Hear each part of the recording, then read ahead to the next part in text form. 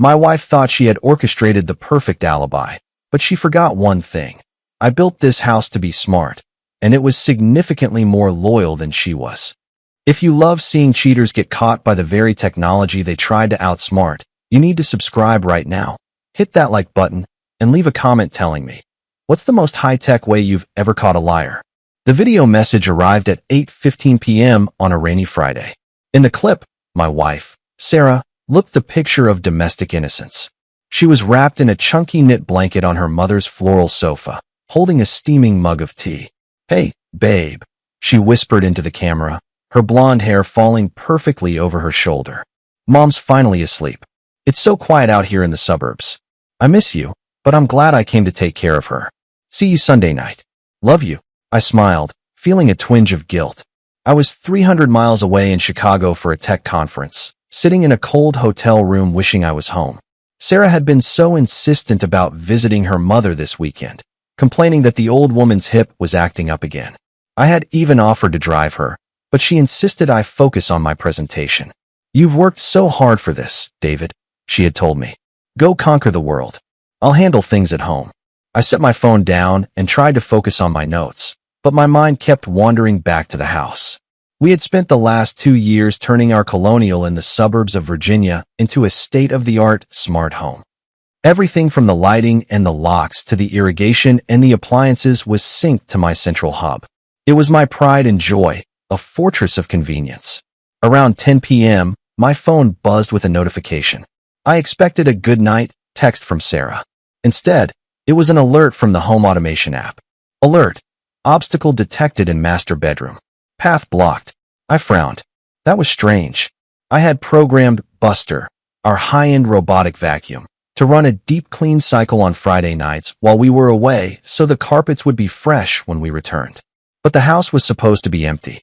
If Sarah was at her mother's, and I was in Chicago, what could possibly be blocking the vacuum's path in the middle of our bedroom?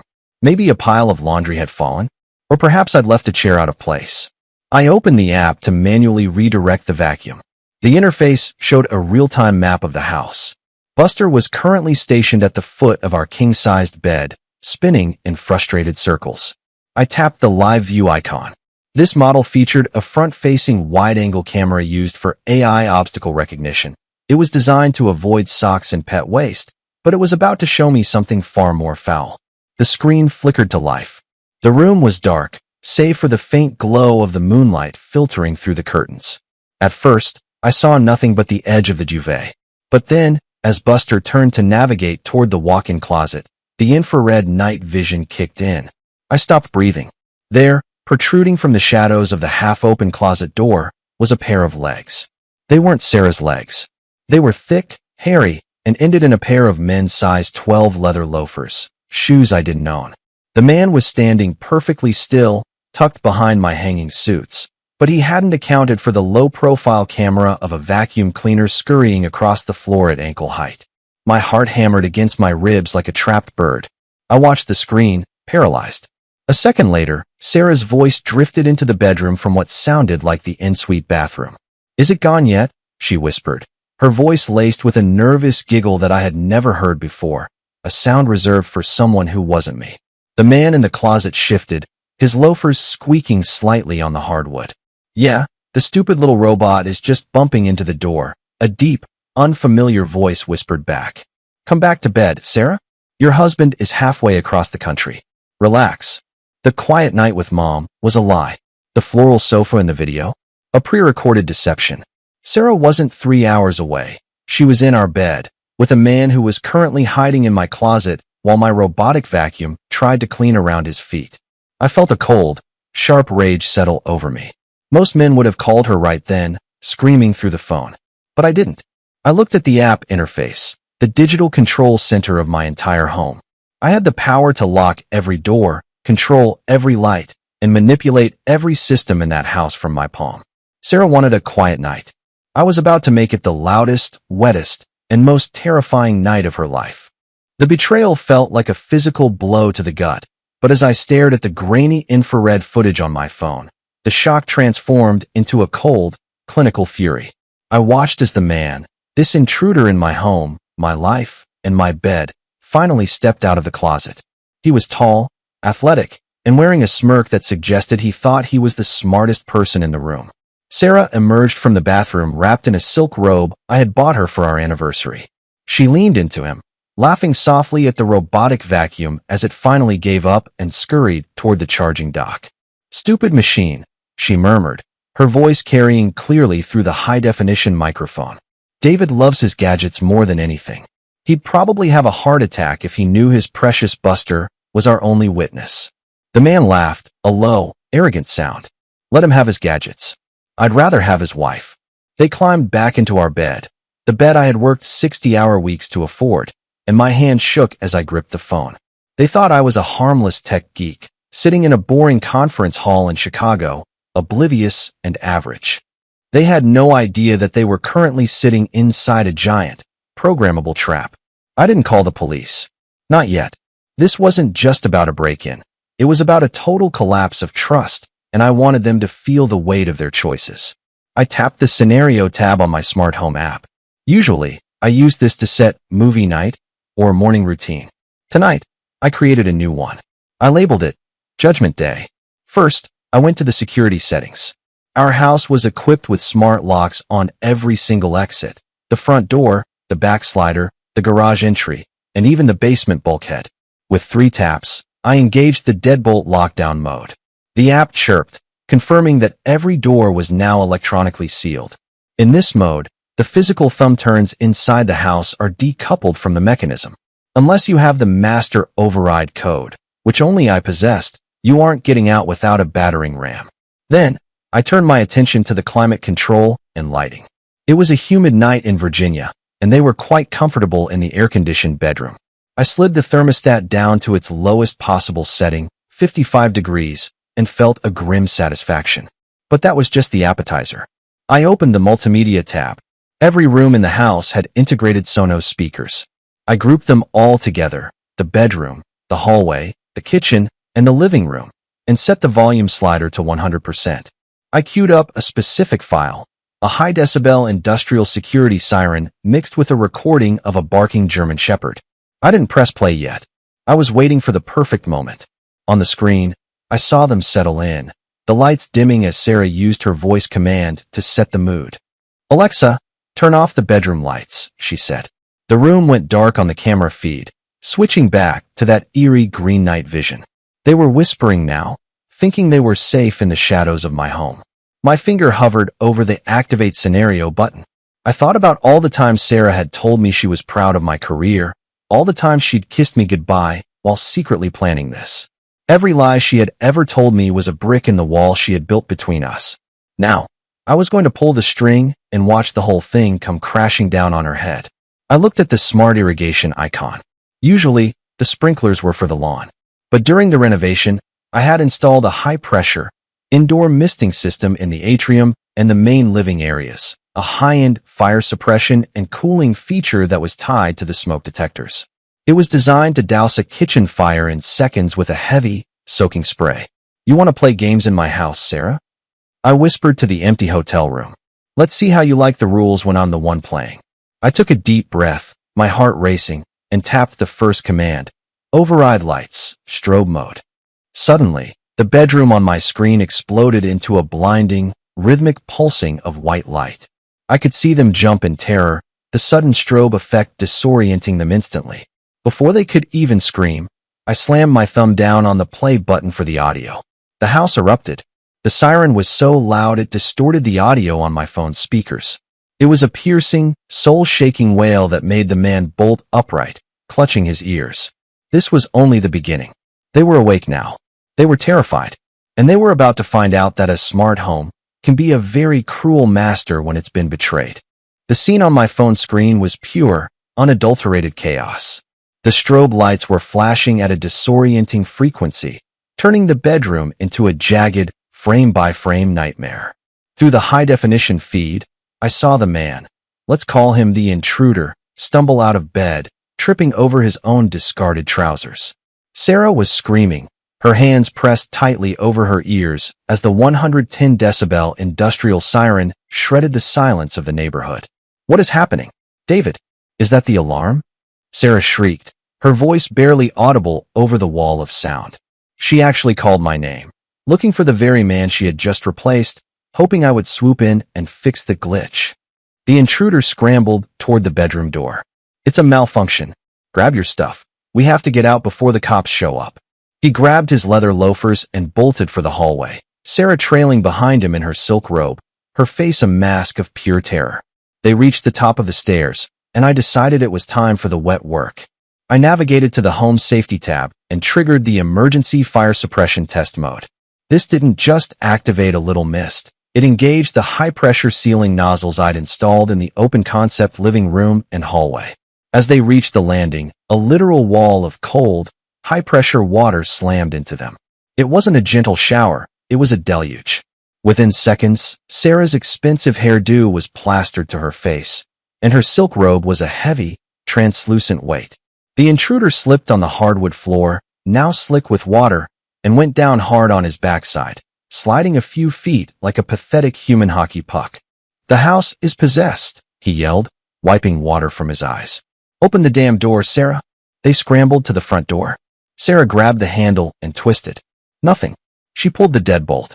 It didn't budge. I watched through the doorbell camera as she began to pound on the solid oak. "It's stuck. The electronic lock is jammed. Try the back," the man roared, his bravado completely gone. They ran, or rather, sloshed, through the kitchen toward the sliding glass doors that led to the deck. I waited until they were inches away, and then I triggered the outdoor security sequence. The massive 500-watt LED floodlights on the deck snapped on, blinding them through the glass, while the external sirens began to wail in sync with the internal ones. To any neighbor looking out their window, it looked like a full-scale home invasion was being thwarted. I watched them huddle in the kitchen, shivering and soaked to the bone. The temperature in the house was now plummeting toward 55 degrees as the AC blasted at full power, and the rain continued to pour from the ceiling. "Call him," the man screamed, pointing at Sarah's phone, which she was clutching like a lifeline. "Call your husband and tell him to turn this off." Sarah's hands were shaking so hard, she dropped the phone into a puddle on the granite island. She fished it out, desperately wiping the screen. I saw my caller ID pop up on her screen before she even dialed. I was calling her. I waited for her to answer. When she did, her voice was a ragged, sobbing mess. David, help. The house is going crazy. The alarm, the water, the locks, everything is broken. Please, you have to remote in and open the doors. We're trapped." I let the silence hang for a long, cold moment. The only sound on her end was the screaming siren and the splashing of the sprinklers. "Is the water cold, Sarah?" I asked, my voice as calm as a frozen lake. The line went silent for a heartbeat. The screaming siren in the background seemed to fade as the weight of my words hit her. What did you say?" I asked if the water was cold. Because from where I'm sitting, looking at the live feed from Buster the Vacuum, it looks like you and your friend are shivering. "Tell me, does he like the master bedroom?" I noticed he didn't even take his shoes off before hiding in the closet. I heard a sharp intake of breath. On the camera, I saw Sarah look up at the ceiling, then toward the robotic vacuum dock, then finally at the hidden security lens in the corner of the kitchen. She looked like she had just seen a ghost. "David, it's not what it looks like," she stammered, the classic, pathetic lie of a caught cheater. "It looks exactly like a woman who lost her home, her husband, and her dignity all in the same night," I said. "And don't worry about the police. I've already sent the video feed to the local precinct. I told them there are intruders in my home, and I've locked them in for their own safety. But I think I'll let you stay in there for a few more minutes, just to make sure you're thoroughly rinsed." The man, who Sarah later frantically identified as just a guy from the gym named Mike, was now hyperventilating. Through the kitchen camera, I watched him pick up a heavy bar stool and swing it with everything he had against the reinforced glass of the sliding door. It bounced off with a dull thud. I had installed hurricane-grade tempered glass last summer. I told Sarah it was for safety. I just hadn't specified whose. "David, please." Sarah sobbed into the phone, her voice cracking as the siren began its third loop. "It's freezing in here. You're going to ruin the floors. You're going to ruin everything." "The floors can be replaced, Sarah," I replied, watching the water pool around her ankles. "But 12 years of marriage? That's a bit harder to fix. You told me you were with your mother." Is that her standing next to you in the soaked boxers? She's put on some muscle since Christmas. I saw Mike grab the phone from her hand. Listen, pal, let us out right now, or I'll sue you for false imprisonment. This is kidnapping. I actually chuckled. It was a cold, dry sound. Kidnapping? You broke into my house to sleep with my wife while I was out of town. As far as the law is concerned, I'm a terrified homeowner thousands of miles away responding to a high-priority security breach. I'm protecting my assets. And speaking of assets, I opened the user's panel on the Home app. With a few swift swipes, I deleted Sarah's biometric profile, her passcode, and her owner status. I just revoked your digital keys, Sarah, I said, my voice dropping to a low, lethal tone. You aren't a resident of this house anymore. You're an intruder. And in exactly 60 seconds, the locks are going to cycle one last time. I didn't wait for her to respond. I triggered the emergency exit protocol, but with a twist. The front door clicked open. From the camera, I saw them bolt toward it like lab rats escaping a maze. They tumbled out onto the front porch, soaking wet, shivering, and stripped of every ounce of pride. The rain outside was still falling, matching the deluge they had just left. As soon as their heels cleared the threshold, I slammed the close and secure button. The heavy deadbolt engaged with a sound like a guillotine. Check your phone, Sarah, I said. She looked down at her screen. I had sent her one final image, a screenshot of her quiet night with Mom, video side by side with the infrared photo of Mike's legs in our closet. I've already called your mother, I continued. I told her you left her place early because you were feeling sick. She was very confused, considering she hasn't seen you all week. I've also forwarded the closet footage to your office and your entire contact list. If you're going to be a star, you might as well have an audience. I watched them on the doorbell cam. They stood on the porch, locked out of the house, locked out of their cars, since those keys were still inside, and locked out of their old lives. Mike looked at Sarah with pure resentment. The glamour of the affair had been washed away by high-pressure cold water and the threat of a police report. The police will be there in 5 minutes to take a statement about the breach, I said. I suggest you start walking. My neighbor, Mr. Henderson, has a very high-quality security camera on his driveway, too. He loves a good show. I hung up. I sat back in my hotel chair in Chicago and watched the system status return to green. The house was quiet. The sirens were off. The water had stopped.